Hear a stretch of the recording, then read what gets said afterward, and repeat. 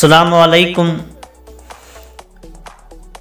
याद तू थो अची ॾींहं गुज़रे नथो, पर हणी वक़्त पंछी जा उॾरे नथो। को त आहे हिते चांडोकीअ जे मिसिल, को त आहे हिते चांडोकीअ जे मिसिल, हुस्न जंहिंजो ॾिसी चंड उभरे नथो।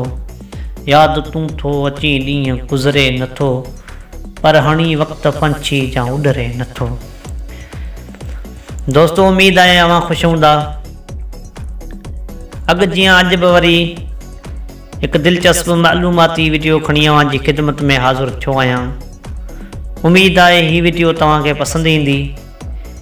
जेकॾहिं वीडियो पसंदि अचे त वीडियो खे लाइक, शेयर ऐं चैनल खे सब्सक्राइब करणु न विसारींदा ऐं बेल आइकन जे बटन खे बि ज़रूरु प्रेस कंदा, जीअं त मुंहिंजी ईंदड़ वीडियो जो नोटिफिकेशन अव्हांखे पहुची सघे। न बिना टाइम वेस्ट कंदे हलूं था पंहिंजे मौज़ू जी तरफ़।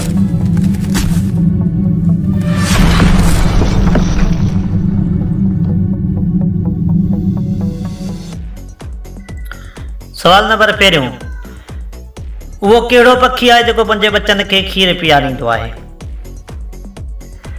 उनजो जवाबु आहे चंबड़ो। चंबड़ो हिकु अहिड़ो पखी आहे जेको पंहिंजे बचनि खे खीर पीआरींदो आहे। सवाल नंबर ॿियो, कुमी हिकु मिंट में केतिरो फ़ासिलो तय कंदी आहे? उनजो जवाबु आहे 4.6 मीटर। यानी कुमी हिकु मिंट में 4.6 मीटर फ़ासिलो तय कंदी आहे।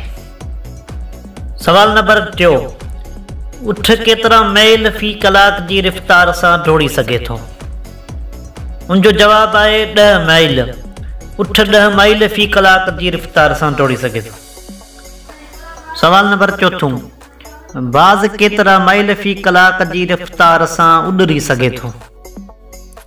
उनजो जवाबु आहे 80 मैल। बाज़ 80 मैल फ़ी कलाक जी रफ़्तार सां उॾरी सघे थो। सवाल नंबर 5, चीतो केतिरा मैल फ़ी कलाक जी रफ़्तार सां डोड़ी सघे थो? उनजो जवाबु आहे 75 मैल। चीतो 75 मैल फ़ी कलाक जी रफ़्तार सां डोड़ी सघे थो। सवाल नंबर 6, हाथी केतिरा मैल फ़ी कलाक जी रफ़्तार सां डोड़ी सघे थो? उनजो जवाबु आहे 30 मैल। यानी हाथी 30 मैल फ़ी कलाक जी रफ़्तार सां डोड़ी सघे थो। सवाल नंबर 7, हरण केतिरा मैल फ़ी कलाक जी रफ़्तार सां डोड़ी सघे थो? उनजो जवाबु आहे 60 मैल। यानी हरण 60 मैल फ़ी कलाक जी रफ़्तार सां डोड़ी सघे थो। सवाल नंबर 8, बांदर जा केतिरा दिल हूंदा आहिनि? उनजो जवाबु आहे 2 दिल हूंदा आहिनि। हिक सां उहो पंहिंजे पुछ खे कंट्रोल कंदो आहे ऐं ॿिए दिल सां पंहिंजे पूरे जिस्म खे कंट्रोल कंदो आहे। सवाल नंबर 9, मच्छर जा केतिरा ॾंद हूंदा आहिनि? उनजो जवाबु आहे मच्छर जा 16 ॾंद हूंदा आहिनि। सवाल नंबर 10, हाथीअ जे दिमाग़ जो केतिरो वज़न हूंदो आहे? उनजो जवाबु आहे 11 पाउंड। हाथी जे दिमाग़ जो वज़न 11 पाउंड हूंदो आहे। दोस्तों, अॼु जे लाइ एतिरो ई। वरी मिलंदासीं कि नया वीडियो में। तेसीं ताईं पंहिंजनि ऐं पंहिंजे पाड़े वारनि जो ज़रूरु ख़्यालु रखिजो। ख़ुदा हाफ़िज़। अस्सलामु अलैकुम।